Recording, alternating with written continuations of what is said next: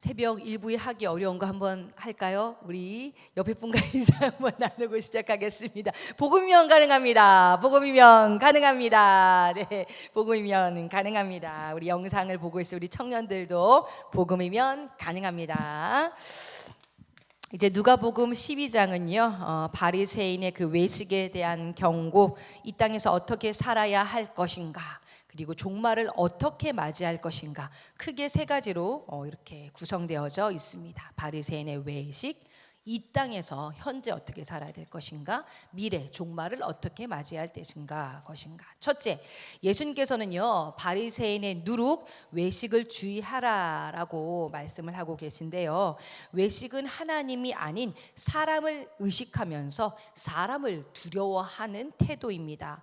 우리가 두려워해야 할 대상은요, 사람이 아닌 사람이 죽은 후 지옥에 던져넣는 권세가 있으신 바로 하나님이십니다. 주님께서는 사람들 앞에서 주님을 부인하는 자를 하늘에서 부인할 것이다 라고 말씀하셨고, 사람들 앞에서 주님을 시인하는 자는 하늘에서도 그를 시인하고 인정할 것이다 라고 말씀하십니다. 우리 청년들이 하나같이 공감하며 나누는 말들이 있습니다. 직장에서 일을 하다 보면은요, 법적으로 문제가 되지는 않지만, 딱히 법적으로 문제가 되지는 않지만 양심에 조금 찔리는 애매한 상황들이 간혹 일어난다고 합니다. 좋은 게 좋은 거지 하고 웬만한 사람들은 그런 상황을 다 눈 감아주거나 그냥 넘어간다라고 합니다. 그런데 저희 청년 한 명은요, 끝까지 정직함을 지켜나간다고 해요. 때로는 그러한 태도 때문에 눈총을 받을 때도 있지만 그렇게 하시면 안 됩니다라고 얘기를 하고 본인도 철저하게 정직하게 한다라는 거예요. 왜 그렇게까지 해? 라는 질문에 그 친구가 하나님이 두렵기 때문에 라고 답변을 하더라고요. 사람이 아니라 저는요, 하나님이 더 두렵기 때문입니다. 그 고백을 들으며 그 믿음의 용기가 참 귀하다라는 생각이 들더라고요. 오늘 특별히 4절에는요, 예수님께서 내 친구 너희라는 표현을 쓰시는 것이 등장을 합니다.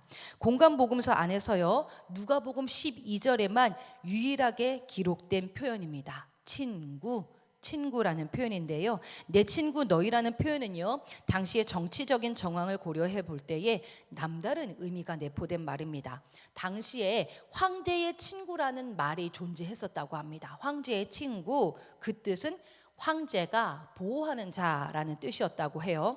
즉 당시 문화적 상황 속에서 예수님께서 내 친구 너희라고 표현하시는 것은 예수님께서 보호하시는 자라는 뜻을 내포하고 있었던 것이죠.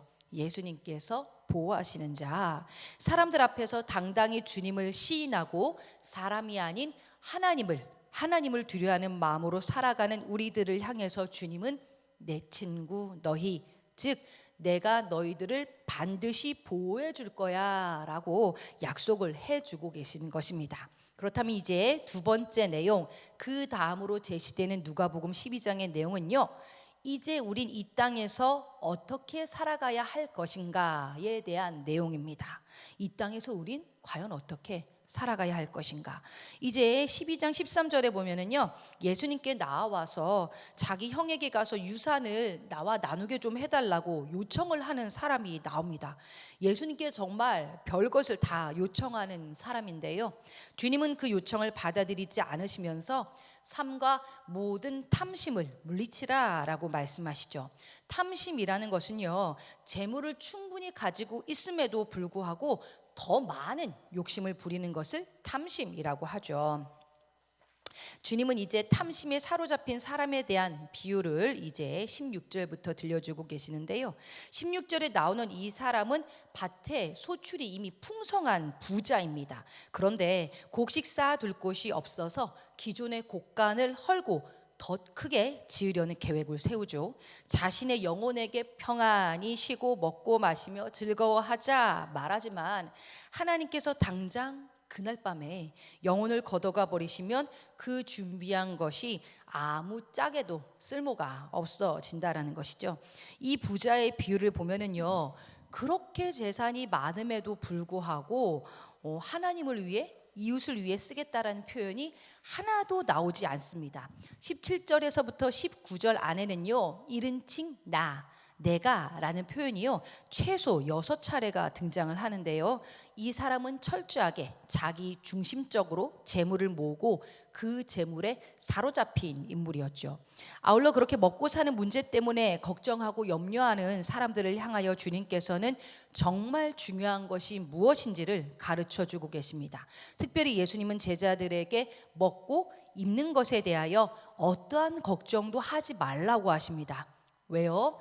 하나님께서 그들을 먹이시고 입히실 것이기 때문입니다. 사실 교회 안에서도 보면 물질 때문에 힘들어 하시는 분들을 꽤 많이 봅니다. 물질 때문에, 먹고 사는 문제 때문에 죽겠네 힘들어 죽겠네 라고 말씀하시는 분들이 더러 계시는데요. 그런데요, 참으로 신기한 현상은 그렇게 말씀하셨던 분들이 지금 다 멀쩡히 살아 계십니다. 죽겠네 하지만 굶어 돌아가시는 분을 아직 뵙지 못했습니다. 사실 살면서요, 정말 필요한 것들은요, 여러분, 공짜이거나 저렴합니다. 공기나 물이 그러하듯이 말이잖아요. 반면 필요한 것 그 이상으로 욕심을 내게 되면, 또 거기에 타인들과의 비교 의식까지 겹쳐지면 더 갖지 못하고 더 누리지 못함에 대한 걱정과 염려가 틈타게 되는 것입니다. 그럼에도 불구하고 아무리 그렇게 말씀하셔도 저는 당장 오늘 굶을까 봐 걱정이 됩니다 라고 생각이 드신다면 오늘 12장 말씀을 꼭 여러 번 정독해 보시길 바랍니다. 오늘 있다가 내일 아궁이에 던져지는 들풀도 하나님이 입히시고 심지어 거두지도 아니하는 까마귀도 하나님께서 먹이시며 기르신다고 오늘 본문에는 기록되어 있습니다. 우리는 당연히 들풀보다 까마귀보다 1000만 배 더 귀한 존재인데 왜 그리 믿음이 작은가? 우리를 향해 책망하고 계신 것이죠. 그래도 난 걱정이다 하시면 여러분 30절을 꼭 기억해 주시기를 바랍니다. 너희 아버지께서는 이런 것이 너희에게 있어야 할 것을 아시느니라. 이미 다 알고 계신답니다. 당연히 알기에 공급해 주실 것인데 먼저는 우리 마음이, 그리고 우리 믿음이 땅에서 하늘로 그 방향성이 옮겨지기를 기대하고 계신 것이죠.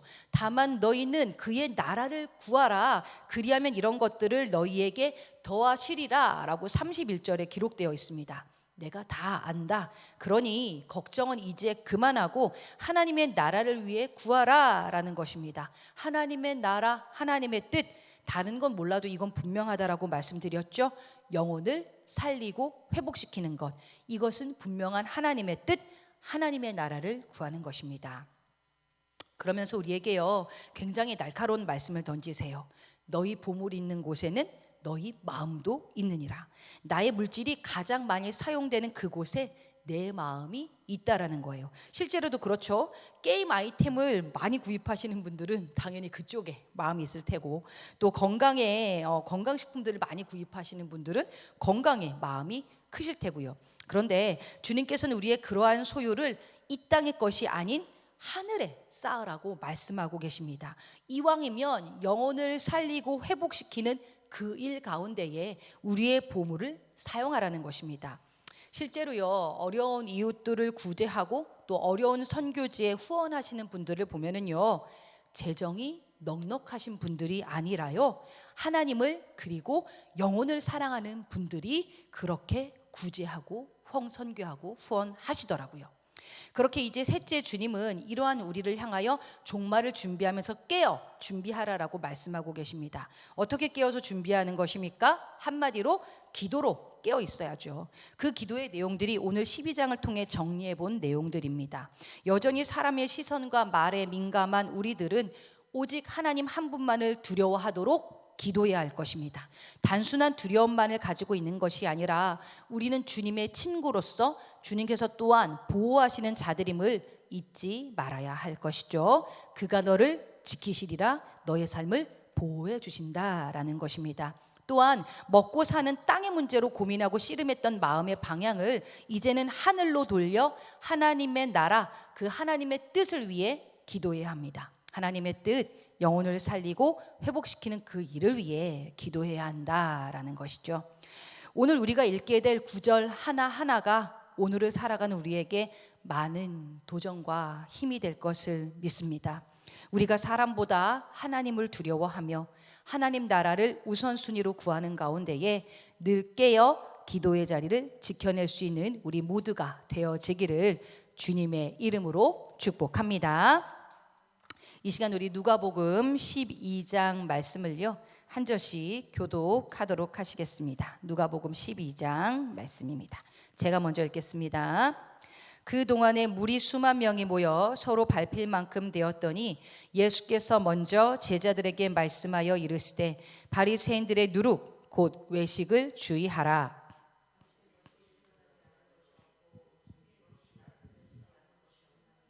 이러므로 너희가 어두운 데서 말한 모든 것이 광명한 데서 들리고 너희가 골방에서 귀에 대고 말한 것이 지붕 위에서 전파되리라.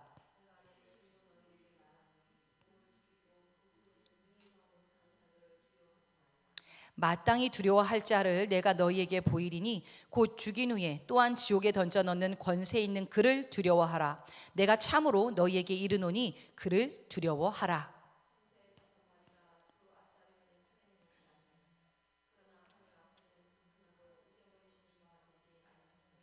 너희에게는 심지어 머리털까지도 다 세신 바 되었나니 두려워하지 말라. 너희는 많은 참새보다 더 귀하니라.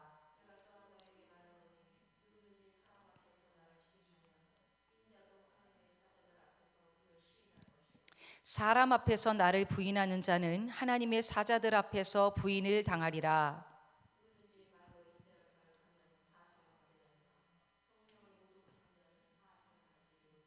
사람이 너희를 회당이나 위정자나 권세 있는 자 앞에 끌고 가거든 어떻게 무엇으로 대답하며 무엇으로 말할까 염려하지 말라.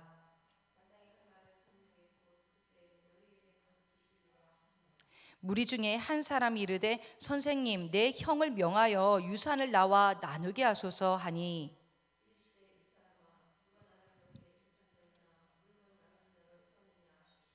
그들에게 이르시되 삼과 모든 탐심을 물리치라. 사람의 생명이 그 소유에 넉넉한 데 있지 아니하니라 하시고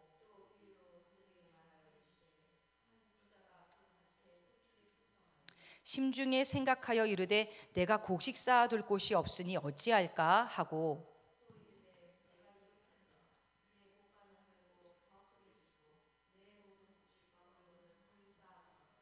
또 내가 내 영혼에게 이르되 영혼아 여러 해 쓸 물건을 많이 쌓아두었으니 평안히 쉬고 먹고 마시고 즐거워하자 하리라 하되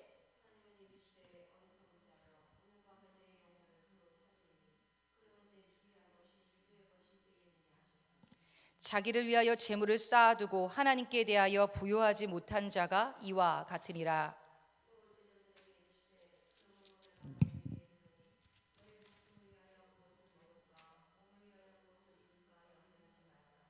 목숨이 음식보다 중하고 몸이 의복보다 중하니라.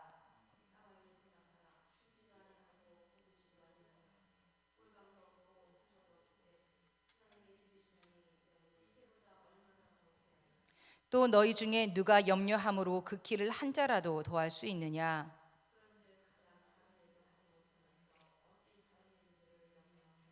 백합화를 생각하여 보라. 실도 만들지 않고 짜지도 아니하느니라. 그러나 내가 너희에게 말하노니 솔로몬의 모든 영광으로도 입은 것이 이 꽃 하나만큼 훌륭하지 못하였느니라.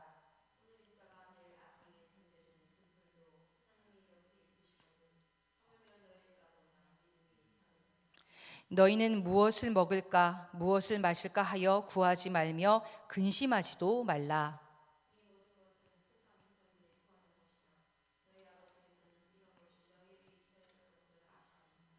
다만 너희는 그의 나라를 구하라. 그리하면 이런 것들을 너희에게 더하시리라.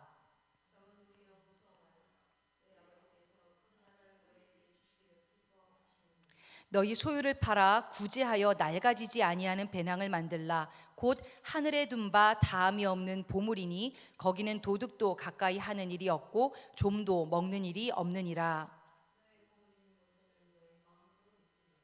허리에 띠를 띠고 등불을 켜고 서 있으라.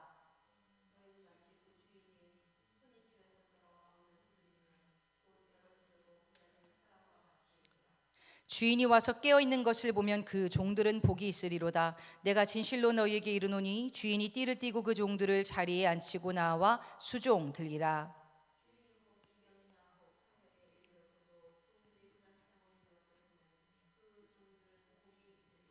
너희도 아는 바니 집 주인이 만일 도둑이 어느 때에 이를 줄 알았더라면 그 집을 뚫지 못하게 하였으리라.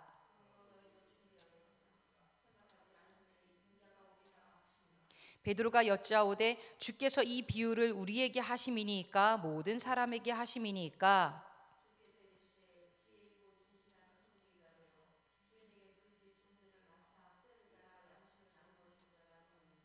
주인이 이를 때에 그 종이 그렇게 하는 것을 보면 그 종은 복이 있으리로다.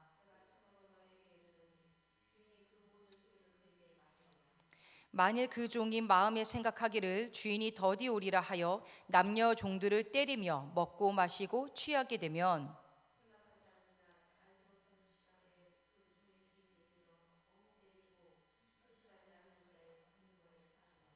주인의 뜻을 알고도 준비하지 아니하고 그 뜻대로 행하지 아니한 종은 많이 맞을 것이요.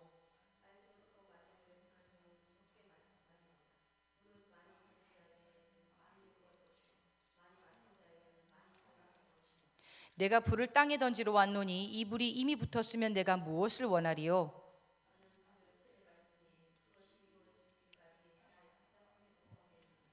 내가 세상에 화평을 주려고 온 줄로 아느냐? 내가 너희에게 이르노니 아니라 도리어 분쟁하게 하려 함이로라.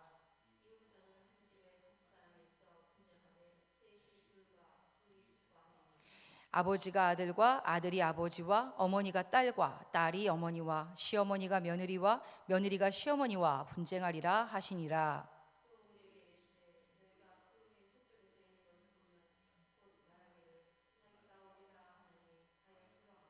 남풍이 부는 것을 보면 말하기를 심히 더우리라 하나니 과연 그러하니라.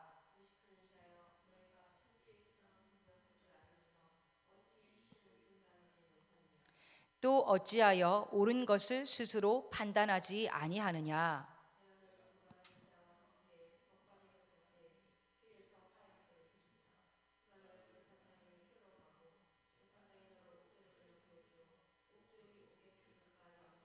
함께 읽겠습니다. 내게 이르노니 한 푼이라도 남김이 없이 갚지 아니하고서는 결코 거기서 나오지 못하리라 하시니라. 아멘.